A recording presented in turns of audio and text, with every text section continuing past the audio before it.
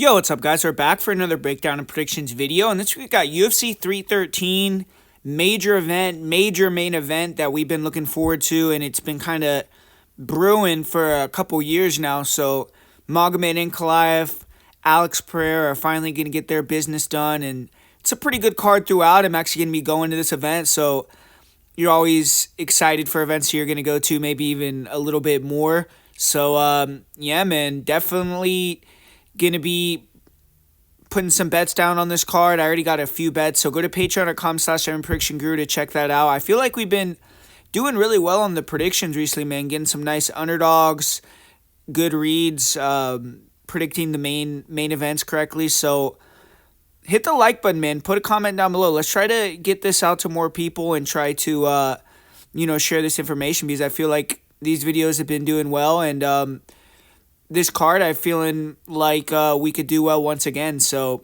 yeah, man, hit the like button, put a comment down below. Let's try to get 100 likes, as many likes as possible, and more comments. So, would appreciate that. But let's get right into this first fight of the night, man. Chris Gutierrez versus John Castaneda. This fight just got made. Castaneda was gonna fight Douglas Silva de Andrade, but I guess Douglas Silva had some issues. He couldn't make it to the fight, and now we have Chris Gutierrez stepping up and replacing him here.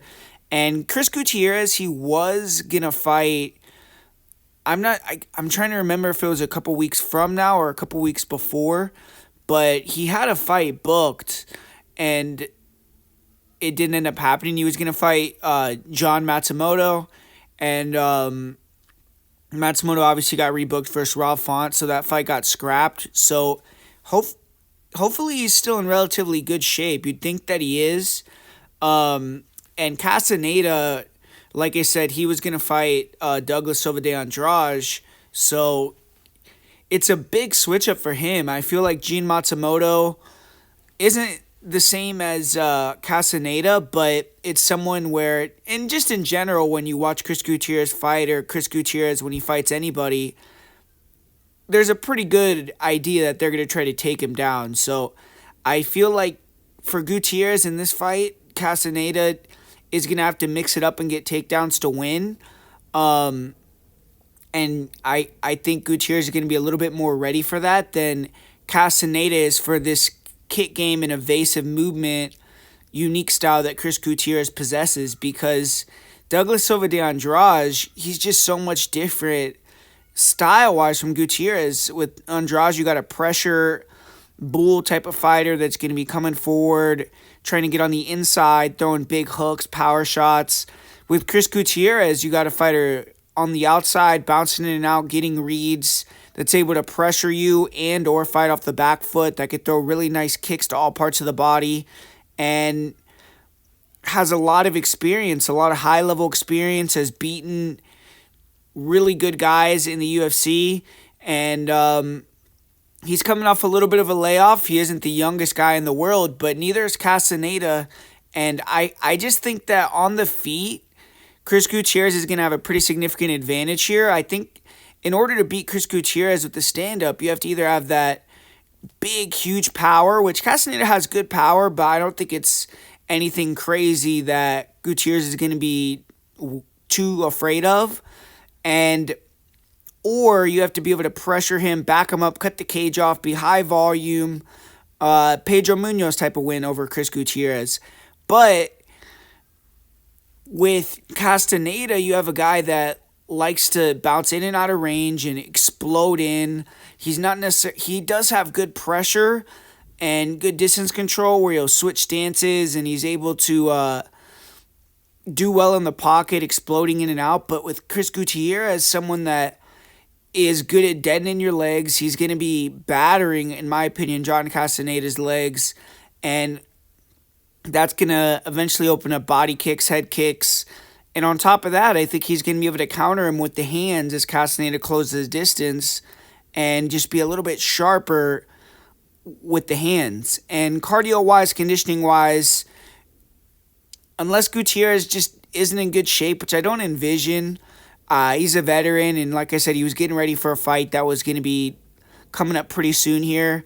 So I got Chris Gutierrez here. I think he's going to win a decision. I think he's going to be able to defend the majority of the takedowns. He's getting better with the wrestling defense. And Castaneda has decent wrestling, but even if he gets a takedown, I think Chris Gutierrez could probably get back up to his feet like he did against Quang Lee and ultimately negate a lot of the grappling throughout the fight and do more damage. So Chris Gutierrez is going to be the prediction for me, and I think he's going to win a decision. And I'm dumb. I just double-checked, and Chris Gutierrez is actually going to fight on this card against Gene Matsumoto. So I think he should be looking good cardio-wise, hopefully. But yeah, next fight we got is Ozzy Diaz. He's going to be taking on Djorden Santos, 2 Contender Series guys.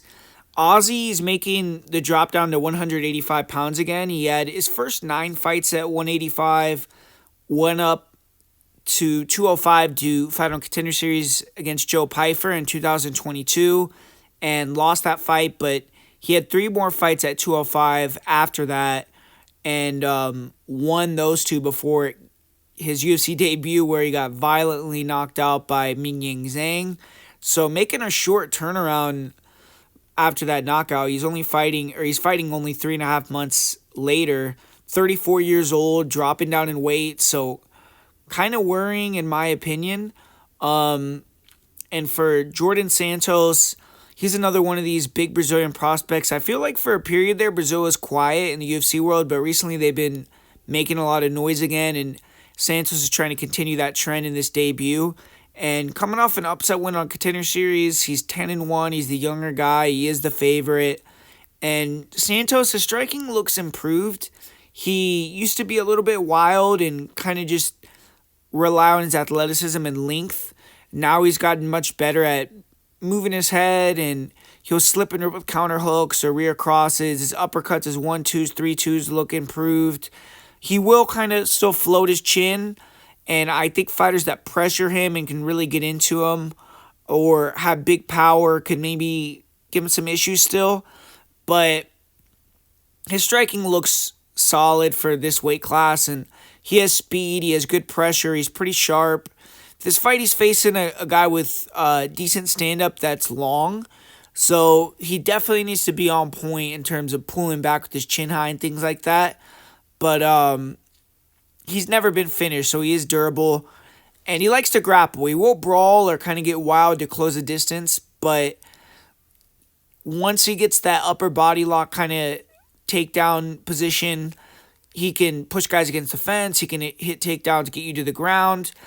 Previous fights, I've seen him kind of pull guard, and I think he believes in his jiu-jitsu a little too much, but he's getting smarter. His last fight, he fought a wrestler and had a sprawl and brawl game plan. So I think that his fight IQ looks like it's there.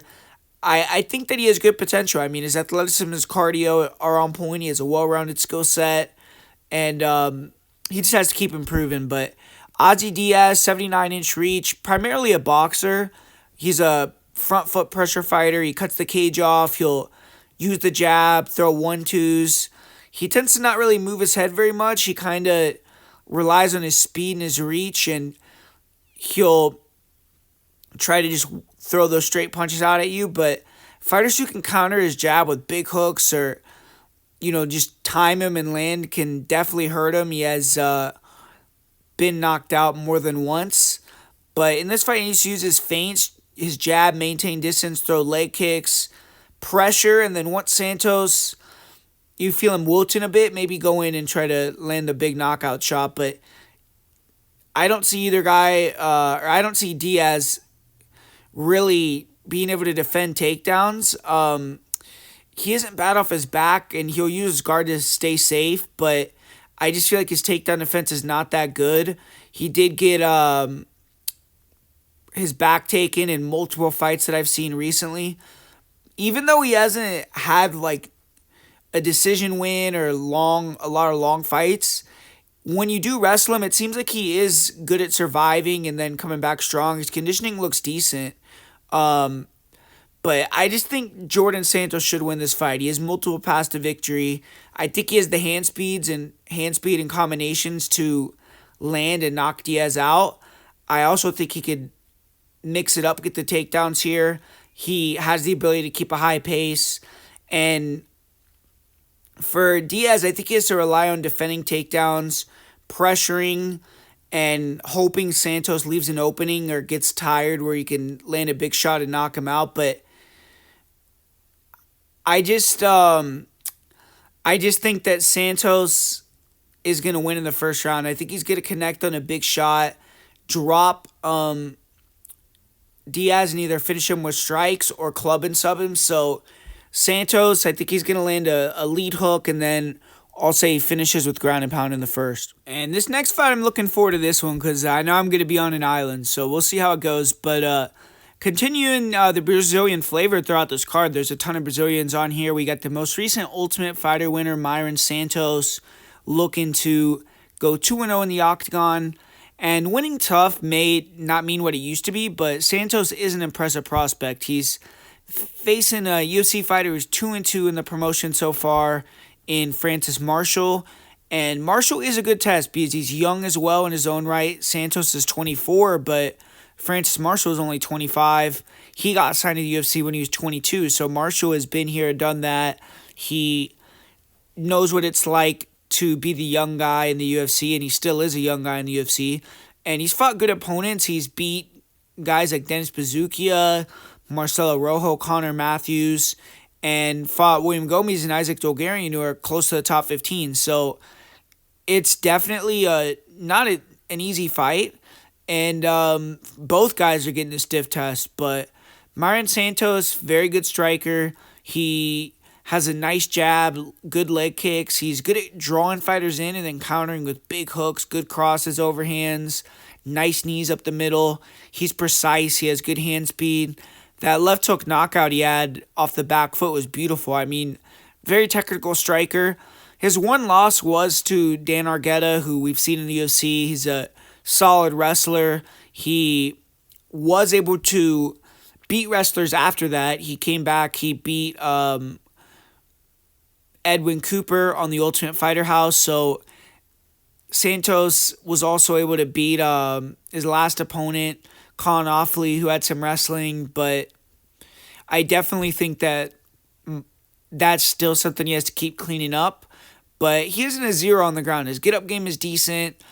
Argueta was able to break him and then eventually finish him in the third round. So he took a year off after that fight. He's looked level up since. But if Marshall can get him on the mat and wear on him a bit, he could get him to quit potentially. But I think if you're good at riding and mat returning opponents, using front chokes attacks and things like that, you could probably control Santos. His takedown defense did look better versus Edwin Cooper, but Cooper wasn't setting the shots up well at all. Santos, what he's doing is getting better at front foot offense, standing his ground, using his jab, which I think is what's going to help him more. Yeah, I still am a little bit suspect on the wrestling for him, but Francis Marshall, he's good at mixing it up. He has power. In this fight, I have to think he's coming in with a heavy wrestling game plan. He has to be smart the way he closes the distance. He can't take too many shots coming in, but he also can't let Santos get comfortable going forward. So if he has to take some shots to go forward, that's what he has to do. And he's good at landing punches in close. He will maybe fail on a takedown, but come up into a big hook and then go back on the legs. And he has power, so you see him hurt guys. He could put together some all right hand combinations. Pretty athletic, so sometimes you could just see him blitzing, close distance fast. And I think he's going to be smart here because Santos is a very linear fighter. So when he gets fighters to the fence, he could take him down pretty well. So I think Marshall can pressure and potentially get some takedowns. I mean, he was able to get takedowns when William Gomes take his back, and everyone knows how hard Gomes is to track down. Marshall, he'll slip the jab, then go double. He, like I said, has good takedowns against the cage, and then he's good at riding guys, kind of mat returning them, and I think he could do that here against Santos. He also is pretty solid at getting the back. He can control from there. His one fight where he got kind of dominated was versus Isaac Dolgarian, and he just got taken down and mauled, and I don't see that happening here, but he's training with guys like Grant Dawson, Gamrot, Movsar Evloev, other beast wrestlers on the regular. And this line just doesn't make any sense to me. I mean, I feel it should be closer to a pick 'em than where it's at. I mean, Marshall has a bigger edge in the wrestling than I think Santos does in the feet, and Marshall's power I think makes competitive standing when he has the threat of the takedown. Santos looked sensational his last fight, but this is a much harder matchup to me. I think Marshall has fought a lot better opponents, and Santos I think has to get the knockout to win. He maybe can win a decision if he could hurt Marshall multiple times, but I tend to think if this fight goes long, Marshall will win a lot of the minutes. And I think if he comes in sharp on the feet and mixes it up, he's going to win. So I'm going to say that Marshall gets some back control time. I think he'll be able to control against the fence, maybe hurt Santos with some big punches. And I'm going to say Francis Marshall wins a decision here. And for this next fight, kind of a bittersweet matchup for me because if you've been around the channel, you kind of know I'm a Morono picker. I got a soft spot for Morono. I like his style. It's funky, and I like his approach to the game. And then I watch Fury FC. He's always commentating on there. But, man, it's definitely coming towards the end, in my opinion, for Morono. He had a great run in the UFC, but I think that it's the twilight time for him. And he's taking on a guy that's not, a spring chicken in the game in Carlos Leal. He's been around. He was the LFA champ, I believe, had a good run for PFL, and then the debut where he got robbed against he not bummed Kardinov. But yeah, man, I just feel like this is a bad matchup for Morono. On the feet, I think he could maybe win some minutes because Leal does have that, he's good at closing distance, and I think he'll eventually be able to connect and hurt Morono if it's a striking fight and probably knock him out. But Morono is evasive and kind of awkward, so Leal walking him down and kind of trying to explode in. I could see a few minutes, maybe a round, where Morono might be able to dance around him and land some nice little counters and some slick little straight punches and keep active with the kicks. But if Leal's really having issues with the striking, he knows he could take him down, and as long as he avoids the guillotine, then he's going to be able to hold him on his back more than likely. Morono's guard is definitely dangerous, but I think Leal could deal with the threats there. And he could probably, which I think is going to be what happens, is maybe early second or later in the first round, he's going to track him down and connect with a big shot that hurts Morono and puts Morono down. I feel like I don't trust Morono's durability as much anymore, and I don't trust his cardio at all after the Nico fight.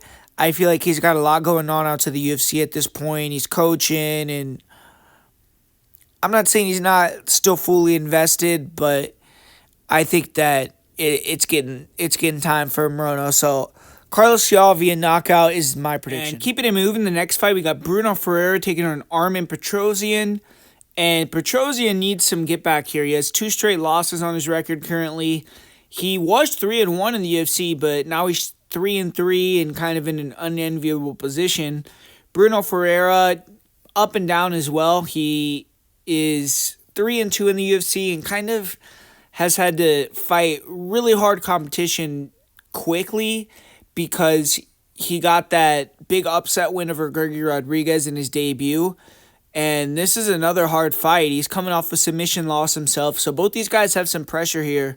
Armen, tall, long, and technical striker. He's super fast. He's sharp with the stand-up. He likes to pressure you. He has an upright stance, so he's able to move in and out quickly and uses his hands mainly. He has a nice jab, really good check hook. He'll use the jab to draw at offense and then lean back, catch that check hook. He could switch stances really well. And he's good at using that lead hand offense from both stances. When fighters get static on him, he will kind of come in with the 1-2s or 3-2s, get aggressive. He'll go to the body. He isn't a super dangerous kicker, but he will mix in some kicks throughout. And he actually has a head kick knockout on his record, but he has good eyes, a solid chin, and he normally likes to use head movement to evade, roll with shots, come back with sharp counters, and use his hands. And but he isn't super comfortable in the pocket. He tends to kind of use a couple shots, then want to get out because he doesn't have big power, and I think that he kind of realizes that. But You saw in this fight with Shara, he got hit with that double spinning back fist combo, which I don't think anybody saw coming, put him to sleep. But we've seen him fight before against creative strikers like CLD, Christian Leroy Duncan, who's a big spinning attack guy, and he was able to shut it down and even get some takedowns, control time off the spins. And Bruno Ferreira, his last fight was getting in trouble spinning too much and getting taken down that way too. So I could see Armen handling that here and kind of shutting it down like he did versus CLD. But that was the second time that Petrosyan got knocked out, the knockout he took in his last fight. So obviously touching him on the chin, if Bruno could do that, he has a good chance to KO him if he can land solid. But yeah, Armen, his wrestling defense isn't good, but he's been fighting super good grapplers. I feel like he's squirmy, he's hard to submit, and he's able to survive bad positions. And ultimately, if he gets taken down here, I think he will be able to survive and kind of at least last to the end of the round, if not get back up. But Bruno Ferreira, he's a hulk of a guy, man. I mean, bowling ball. He is someone that has a narrow bladed stance. He looks to move around fake feint. He doesn't do much, and he'll try to kind of lull you, and then he fires in, can close distance quickly and throw big, heavy shots. I expect him to fight maybe with a little bit more urgency here because he pretty much blew the entire first round of his last fight, doing nothing. He was able to come back, win the second, but then looked tired midway through the third and got finished. So this fight, I think he has to rely on walking down Petrosyan and knocking him out against the fence. He could possibly take him down and submit him early, but I think if he goes that route, he's kind of banking on the early finish or he's going to get gassed out. So if Ferreira walks him down, is a little more economical with his cardio, but tries to get him in these positions where he can explode and knock him out, I think he has a decent chance because he should be the more durable guy and he's more powerful for sure. But he was exposed a little bit in his last fight on the ground. Abus Magomedov, who's a decent wrestler and grappler, but more of a striker, really dominated Ferreira with the wrestling and then ended up submitting him. And Ferreira's style of exploding in, spinning a lot, he can lunge in, he can get out of position where you can take advantage and put him on his back. And he does have some really good judo, so if he could clinch you, he could throw you and things like that. But he only has a 16% takedown rate and 1 takedown in 5 UFC fights, so it's not like he's out there taking guys down very often. And he went to the third round for the first time in his career. His last fight, he got finished, so that doesn't inspire a lot of confidence in his cardio. And he's finished the vast majority of his wins in the first round. So I kind of think Petrosyan wins this fight at a good clip if he isn't caught. And I think he should be a bigger favorite. Maybe you could go with Ferreira to win in round 1. But I just think if this fight goes over 3 rounds, Petrosyan is going to be the better striker. He's going to be the guy walking Ferreira down. And I think his counters and speed is going to shut down a lot of Ferreira's offense. And if he could, get some control time when Ferreira is exploding in and getting out of position with these spins or just lunging, then he could zap a little bit of Ferreira's energy as well and have the better cardio down the stretch. So I think Armen is going to win this one, and I'll pick Armen via knockout in round 2. And sick fight in this next one. 2 super young guys in Rei Tsuruya taking on Josh Van. And Tsuruya, he remained undefeated in his UFC debut. Tough fight with Carlos Hernandez, but he was able to pass the test, and that made it 10 in a row for Tsuruya to start his career off. He was expected to fight a few weeks ago on that Duplessis-Strickland card, but his opponent pulled out, and luckily for him, Bruno Silva was supposed to fight Van at 313, and he pulled out, so Tsuruya was able to replace him, slip in here. And Joshua Van, Tsuruya's opponent, is 12-2, 5-1 in the UFC. He's on a 2-fight winning streak. He's coming off that big win over Cody Djorden. So it's an opportunity for Tsuruya to really move up in the rankings, and it's just another chance for Josh Van, who's 23, to gain experience against another style. Tsuruya has a really interesting style that's hard to deal with, and see if he can keep gaining that momentum and move his way up the rankings. And obviously, you're usually not going to see Josh Fan fighting someone younger than him, man. 22 years old for Tsuruya, 23 for Josh Fan. So just shows the talent that this flyweight division is going to have it for years to come, man. I think these guys are going to be two fixtures in the division, and they fight completely differently. I mean, Rei Tsuruya, he is an elite grappler. He might not have the craziest wrestling ability, but he's good enough to use that long man takedown game to kind of trip you or just get you in an entanglement where he can drag you to the mat. And once he gets you on the ground, he's just really creative, and he's good at creating scrambles and kind of just getting in these unique positions where maybe you're not used to being in the gym and things like that. And he's good at controlling you from there and being effective. And so Josh Fan just can't allow him to get 2 rounds of backpack control time or 2 rounds where he's able to drag him into a scramble fest on the ground and Tsuruya is winning the majority of the scrambles. Because on the feet, I think there is a big gulf between these two guys. Josh Fan, elite boxing, elite pressure, big power. You know that he's going to have tremendous conditioning and he's going to be ripping the body and just keeping it on his opponent. And Tsuruya, he hasn't had a lot of difficult fights like that. And Josh Fan, every fight that he's been in, he's been showing his improved wrestling defense. His last fight versus Cody Djorden, who's an elite wrestler, a really good backpacker. I thought maybe he was going to give Josh Fan some issues. Nah, man. I mean, Josh Fan just shut him down and beat him down. And I think that with Rei Tsuruya, it's going to be a similar situation where Tsuruya is going to be unable to get it to the mat for the most part. Josh Fan's going to be beating him up on the feet, walking him down, doing damage. And I could see another late finish for Van or just a dominant decision. So Josh Fan, boxing pressure, and just doing his thing here. And closing out the prelims, we got perennial heavyweight contender Curtis Razor Blaydes rolling the dice here, accepting this fight against Rizvan Kuniev. And he's in a weird position, Blaydes, because he's fought and beaten a lot of the established UFC contenders, but every time he's faced champ material opponents, he's lost. And he finally got that chance to fight for UFC gold in his last fight versus Tom Aspinall, and that took him 18 UFC fights to get to that opportunity, and he got knocked out in 1 minute. So really tough for Blaydes there, and he's also been knocked out by Francis Ngannou twice. Sergey Pavlovich, Derek Lewis knocked him out. But 13-5 in the UFC, you have to have a lot of standout performances, and that's why this is such a risk taking on Rizvan Kuniev, because Kuniev is a fighter who's beaten top competition outside the UFC, hasn't lost since 2015, hasn't lost too many rounds, but this is his first UFC fight, and he's had issues with drug test failures, hasn't had too much action recently, also isn't a big name, and if Blaydes loses this fight, it's going to really tumble him down the rankings because he's taking on a fighter that's difficult to beat and dangerous, but someone that nobody knows.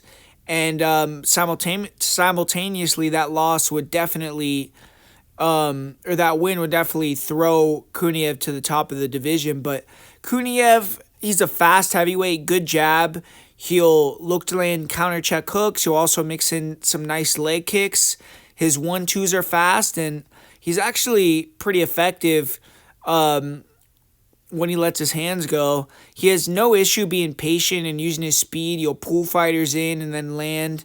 There isn't anything particularly spectacular about his striking, but he's technical, and for heavyweight, he's proficient enough. He doesn't really possess big power or explosiveness. I've seen fights where he gets clipped with some 1-2s and big shots and looks a little slow, but he has a good chin, good composure, and he tends to do really well in that dirty boxing range where he can work the knees, the elbows. He finished with an elbow in his last fight, and he just clinches guys against the fence. He could zap you. He tends to go single leg there on top of having the good knee game. And I doubt he's going to really try to wrestle Blaydes. And if he does, I mean, I think it's not going to be a smart game plan ultimately. But his last fight, he did defend some takedowns. He really hasn't had many fights against wrestlers that tried to take him down. And he does have good wrestling himself, so I feel like his wrestling defense will be serviceable. It's just, is it good enough to deal with Blaydes? One thing with Blaydes, though, as well, is recently he's been getting pushed and held against a cage and taken down, like versus Almeida. So I feel like Kuniev could potentially have some moments in the wrestling himself. He did have one brief time where he got swept and mounted versus Renan Ferreira. And if he gets put in a position like that against Blaydes, I think it would be really bad for him. So he needs to be very careful. But I think he could probably keep it standing depending. It's hard to say because it is difficult to know how good he really is as a wrestler. But I think he could push the pace. His conditioning is good. So if Blaydes takes him down, I don't think he has to be expecting just a quick finish like anything like that. But you look at Curtis Blaydes, he's one of the best wrestlers in UFC history, heavyweight history. His stand-up is on point. He has good pressure, feints, fakes. His speed is good. He'll stay in and out with the jab, the 1-2s. He'll mix in his takedowns, obviously, but he's good at landing crackback counters with the punches. And his durability has been an issue. If you connect on him, you can hurt him, but he's fast, he's evasive, he's hard to kind of track down. Good fakes and feints, and then if you get close to him, he's going to try to put you on your back. But he has great timing on the doubles. He's good at taking guys down against the fence. He has really nasty elbows on top. In this fight, I think he's the more powerful and athletic guy, Curtis Blaydes. He has the experience edge for sure. But Kuniev is more skillful on the feet, and he's more durable. His wrestling has to... wrestling has to be advantage Blaydes, but I'm not super sold he could take down Kuniev. I really feel like this fight could go either way. Blaydes could win with the wrestling exchanges, get on top, but if he's unable to get it to the mat, I could see Kuniev being slightly better on the feet, being better in that dirty boxing range. And Kuniev isn't a heavy hitter, but I think anyone who lands clean on Blaydes can hurt him, and Kuniev may be able to land a jab and flash him or a big shot. And I could see a knee sneaking in maybe too. So I'm going with the upset here. I'm going to say Kuniev wins this one, second round knockout, and I'm going to go with Rizvan Kuniev. And kicking off this main card, we got a sick fight where Bobby Green finds himself in an extremely familiar position. He is the star maker once again here for the UFC versus Mauricio Ruffy. And the UFC knows Bobby is going to bring eyeballs. He brings it in the fight. It's going to be entertaining, and it's a test for Ruffy. If Ruffy passes it, he can become a player in the division. If Bobby Green wins, he just maintains his spot in the company as this top 10, top 15 gatekeeper that much longer. Green is 38 at this point. That loss to Paddy Pimblett in particular, the way it happened, was pretty alarming. So this is a must-win for him. For Mauricio Ruffy, I'm sure he sees fresh meat in front of him. He's hungry. He had a spectacular UFC debut with the flying knee knockout win over Jamie Malarkey. His last fight, he won a decision, but it really wasn't as impressive as people wanted to see with him being such a big favorite. One thing you have to give him credit for is he accepted a short notice opponent. He went up 10 pounds to 165 pounds when the fight was supposed to be originally for him 155 pounds. And then James Yontop missed weight on top of that, and he still accepted it. So it wasn't the best circumstance for Ruffy. This fight, he's going to be at his sharpest, hopefully with no catch weights. A win will make Ruffy 3-0 in the UFC and maybe 2 fights away from main eventing a fight night card or getting a big-time opponent. But Mauricio Ruffy is a slick southpaw. He has good long-range attacks, long jabs, straights, front teeps. He'll look to pull fighters in so he can land counter twos or check hooks.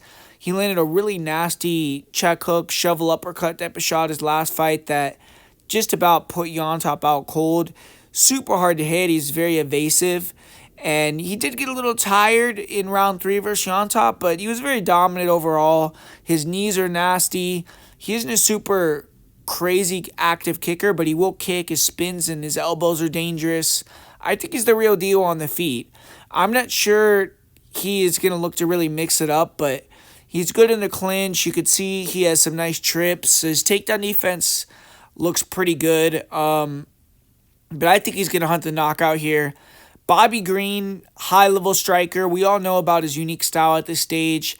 His hands are totally down. It's difficult to see where or when he's going to throw. He uses his hand speed to land sharp, straight punches. He talks to you. He makes you miss with the elite defense. Gets you tired, and once he has you frustrated, it's over for you because he'll just pull you in, pepper you. He will throw an insane amount of volume. And I do think he's going to struggle here early. Huffy just is lengthy, has amazing timing. And I don't know if Bobby takes a shot as good as he used to either. So where he used to take shots, eat them, now I'm not sure he's going to be able to do that. He got rocked early in round 1 versus Jalin. In a lot of his recent fights, Jalin Turner knocked him out in the first. Drew Dober knocked him out. But if Bobby Green can get Huffy excited early, make him miss a lot, put that pressure on him, that's how he wins, though. He's going to be confident. He's going to bring it. If Huffy starts to slow down and Green can get on that gas and use the boxing, he's going to be a live underdog. But I don't see Bobby shooting in this fight. His last fight, he shot an ill-advised takedown and got submitted off of it. So I think he's going to try to keep this one standing. And ultimately, I think Huffy is going to get a knockout here. I expect it to be within the first 2 rounds. I just think he's too much of a sniper. And with Bobby Green's style, slowing down even half a step is huge. And I think Bobby's at that stage of his career where he's going to take some KO losses here, a la Roy Jones Jr. if he doesn't get out sooner. Huffy via first round knockout is going to be my prediction. But, I wouldn't be shocked to see Bobby survive the first, walk him down, and get the win. So, at the price tag, if you're taking a shot on Bobby, I'm not faulting you that much, but I think that Huffy's going to get the knockout. And up next here, we got a female fight between Amanda Lemos and Iasmin Lucindo. And I'm not shitting on these girls because I do think it's going to be a good fight. They're two of the more entertaining fighters in the weight, but this is one of the fights that I'm least really interested in the card. I feel like it's a difficult fight to predict, and it's a fight that I think it should be close to a pick'em, and I think it's going to be entertaining, but I just don't have a lot of interest in it from a betting perspective. Don't have a great read from a picking perspective. I think that I'm going to go with Lucindo. I just think she's at a better point in her career. I think if she can use her speeds down the outside and kind of be sharp, be smart, not give too many counter opportunities to Lemos. Lemos isn't going to really be super high volume or walk her down and force the issue, I don't think. And I think Lucindo can capitalize on a couple moments, get some takedowns, and I'll pick her to win a decision here. But her last fight, close fight with Marina Rodriguez, and she's moving up really fast in this division quickly. She's super young, so I wouldn't be shocked if Lemos hurts her a few times and rocks her and wins a decision or maybe catches a guillotine or something crazy. But I'm going to predict Iasmin Lucindo wins this one via decision. And in the feature bout of the night, we have an absolute banger between two long and lanky strikers. Most of the time, both fighters in this matchup have major height and reach advantages, but they're going to mirror each other in this fight. Both Jalin Turner and Ignacio Bahamondes are 6'3" with 75.5-inch reaches for 155 pounds. And they both utilize their reach very well, so it's going to be interesting to see how it shakes out. Jalin Turner, much more experienced fighter in terms of being on pay-per-view and big-time spots like this. And Turner has taken his lumps too, but he's fought multiple top 10 opponents. Ignacio Bahamondes has some under-the-radar good wins, but he hasn't beaten or been in there with the names that Turner has. Turner has been losing recently. He had a great 5-run winning streak to break into the rankings, but had back-to-back split decision setbacks against top 10 fighters.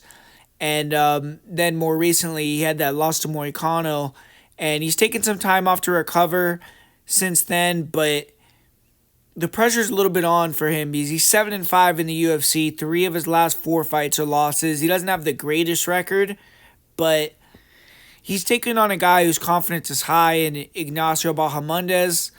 Bahamondes has won 2 in a row, 5 of his last 6. His last 2 fights, he's gotten first-round knockouts, so he's looking great. This fight is for the 155-pound longman striker title of the world. I guess Joel Alvarez has something to say about that, but really exciting, excellent fight here. And Ignacio Bahamondes, exceptional striker. He brings a high-volume game, wide array of weapons, great pressure. He's constantly switching stances. He picks at all parts of the body with jabs, straight punches, kicks, knees, super dangerous, nasty combinations. he sneaks his knees and head kicks up there out of nowhere. We saw that in his fight with Yagos. His defense is his offense, though. He is there to be hit.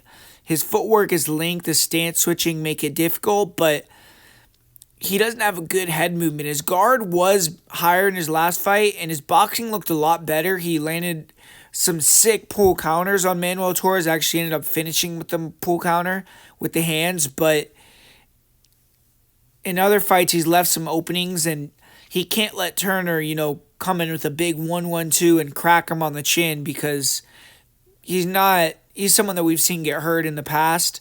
But man, if he can sharpen up his boxing, he could be one of the best strikers in the UFC. And Jalin Turner, pressure fighter, more of a flat-footed Muay Thai style guy. He doesn't have very much lateral movement. He doesn't really bounce around like Bahamondes. He's more planted. He's coming right at you. But he will switch stance also, though. And he's a power puncher. He throws nice straight punches down the middle. He'll load up on big power hooks on the inside. He'll go to the body. Big teeps, big knees. I kind of favor Bahamondes at distance. I think that he's a little bit more fluid kicker with more weapons. But Turner, with those front teeps to the body, they're very powerful. And then if he can get on the inside, work those elbows, I think he's going to be effective there. And then he just needs to use his feints with the lead hand to open those big straights and try to touch Ignacio on the chin. I don't really see either guy looking to wrestle here. I mean, they're both dangerous front chokes and they hurt you. So maybe if either of them rocks each other, they could jump on a choke. But I think it's going to be a stand-up fight. And on the feet, both these fighters have had fights where they didn't take damage the greatest, but that doesn't mean they aren't durable, because recently they have shown durability. For Jalin Turner, he hasn't been finished with strikes on the feet or really hurt badly in a long time. A lot of his knockout losses were at 155. And for Bahamondes, he's never been finished with strikes, even though we've seen him get rocked and stuff in the past. But I think if either guy connects heavily here, they could get a knockout, but I'm kind of expecting an all-out war. I really think this fight's going to come down to if Ignacio can get those kicks going before Turner could start landing those straights, and if Ignacio has sharpened his boxing up where he can land some pull counters on Turner, because I think if he's improved his boxing, he's going to be the significantly better striker overall. But if his boxing is still kind of sloppy, then Turner can have his openings. One thing I do really like here for Ignacio as well is the cardio advantage for him. So I'm leaning towards Bahamondes, man. I just feel like it's his time. I'm going to say he wins via second round knockout or kind of a club and sub type of finish. And I'm going to go with Bahamondes. And in the co-main event, we got a rematch of an epic fight. I don't think we're going to see anything less. The second time these guys throw down, Justin Gaethje versus Rafael Fiziev. It was going to be Justin Gaethje versus Dan Hooker, which everyone was looking forward to. That was going to be just an absolute war, but I don't think that this fight is that much worse, so I'm definitely excited for it. I mean, both fighters have to deal with the layoff recent losses, so I think it's a fair matchup. Gaethje, he produces every single time in terms of entertainment, and the first time these guys fought, him and Fiziev put on a really good fight. Fiziev, he's only had one fight since the Gaethje fight. He got injured versus Gamrot, and then it's been a year and a half since we've seen him. He's been asking for fights online, so seems like he's been kind of hungry, but the UFC hasn't been able to fill him in the right spot, and probably called him here since he's been online asking for fights, and he accepted it, so shout out to him. And for Gaethje, it's been 11 months after the knockout loss to Max Holloway, and we're going to see if he's able to bounce back from that, because it was definitely a ton of accumulated damage and then a big knockout loss. So Gaethje has bounced back before, but you only have so many of those wars in you. But I think this fight is going to be similar to the first fight, honestly. Gaethje early on has to be careful, tight defensively. He can't let Fiziev close the gap and land heavy hooks inside or some crazy spinning stuff. He showed he could take Fiziev's power in their last fight, but now with more damage on the meter, he has to be careful. But at range, when they're playing that tit-for-tat game, Gaethje just is more impactful, and he has to be patient like the first fight. When Fiziev is at his freshest and fastest, Gaethje should just worry about landing counters, landing jabs, leg kicks, banking damage for the second and third round, not opening up too much. Once Fiziev gets a little more tired, that's where Gaethje can pick it up. In the pocket, Fiziev normally is way too fast for guys and hits too hard. They're too scared to stay in there. But Gaethje is extremely brave and he hits like a truck. So when they're in those exchanges in the pocket, Gaethje has the durability to take the shots and then he's hitting you with harder offense. And to beat Gaethje, you need to be able to fight long with straight punches down the middle. You have to be able to kind of feint Gaethje from range, pull him out, and then land from long distance. And Fiziev's a pocket fighter. He does his best offense on the inside. He's 5'8", so I just don't think he's going to be able to win it at range. I just don't see it. If Gaethje is so diminished, he gets clipped and KO'd, maybe it's time to hang him up. But I think this is a good spot for him once again. The first time they fought, I thought the speed would be too much for him, but he proved in the first fight that he could adjust and that I just think he's going to wear the damage a little better. I also don't know exactly how Fiziev's going to look. I mean, dude, you got to really get yourself ready for a war with Justin Gaethje, and I don't think he's the type of guy to accept a short notice fight with. So I think it's safe to say Gaethje is going to have a clear conditioning edge down the stretch. I know sometimes Gaethje slows down, but I think he has more heart, and I predict a Gaethje win here. I'll say he wins another decision. And finally, we got the main event. This fight, I feel like it's been in the works forever. They've been talking about fighting each other. Alex hasn't been at light heavyweight for that long, but he's already defended the belt 3 times. He defended the belt 3 times in 1 calendar year, which I think he's the only guy to do that. Maybe since Anderson Silva, if Anderson ever did it. I mean, because I know for sure Izzy didn't do it, and neither did Volkanovski. But yeah, he fought Khalil Roundtree the last time. Obviously, he was getting these fights in there back to back to back, and people were thinking, hey, you're maybe not facing the top-end opponents. But now he's turning around early 2025, fighting Magomed Ankalaev and trying to be active once again this year. Ankalaev, I get all the people complaining, acting like he is getting ducked, but man, you got to go out there and work. Alex Pereira has been fighting, and Magomed is fought here and there sparingly, but just hasn't been in the octagon. And you could say, hey, he didn't want to risk his position, but it is what it is, man. You got to be active, and eventually you got to just say screw it and go out there and showcase your talent. But hey, maybe I'm wrong. I mean, he did get this title fight, so he got where he needed to be eventually, and this is going to be the second time that he's actually got to fight for the UFC belt. So it's not like the UFC hasn't given him big opportunities, and yeah, it's just an amazing fight. I feel like both these guys are the 2 best at light heavyweight. I don't think you could really make an argument for someone else being better than these 2 fighters at the current moment in the weight class. And I think they match up really well. On the feet, you look at Ankalaev, he has really good pressure, and he looks to counter you with the hands. And he's southpaw, but he could switch stance. Really nasty straight left hand, but he throws nice straight punches from both stances. He's not really like a crazy jabber or leg kicker. He's good at kind of just throwing that left straight blind and catching you with it with his hand speed because he's extremely fast. And then with the pressure, he's looking to get you to open up where he could slip and then come with the counter hand combinations. And I do feel like on the inside in the boxing range, he probably is better than Alex in terms of hand speed and putting the combos together better. But Alex Pereira is not just going to stay in the pocket with him.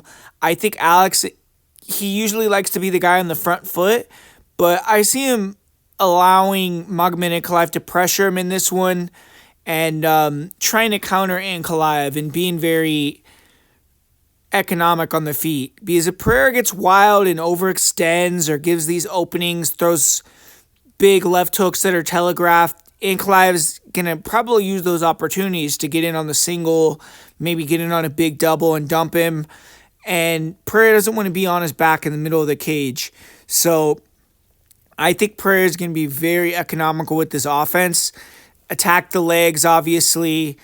Really good at throwing the leg kicks without any tell, so it's hard to really set up a takedown or anything off of his leg kicks. And jabbing, just staying long range, and then waiting for those openings for Ankalaev as he's pressuring him to land and put Ankalaev's lights out.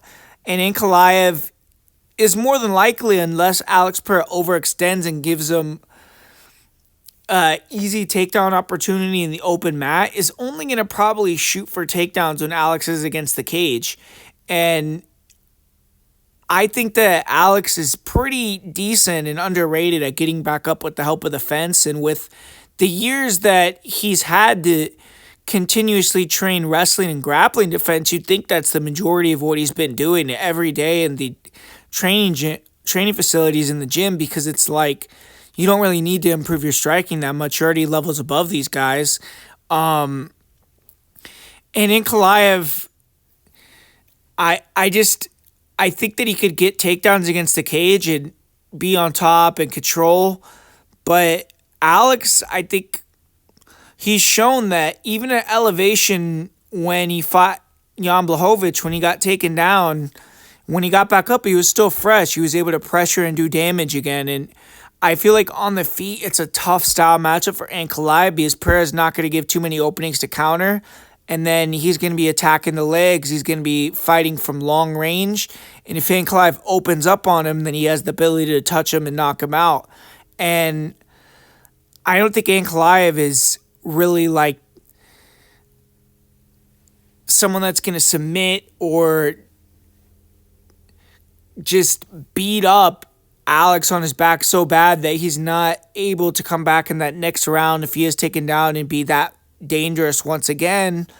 So it's going to have to come down to be 5 rounds of Ankalaev being able to either get Pereira tired with the wrestling where the striking is more competitive, or wrestle for 5 straight rounds. And I mean, this fight, I honestly don't have a great read on it. I feel like the line is where it's at for a reason, and I'm going to be watching it as a fan and probably not having any action on it.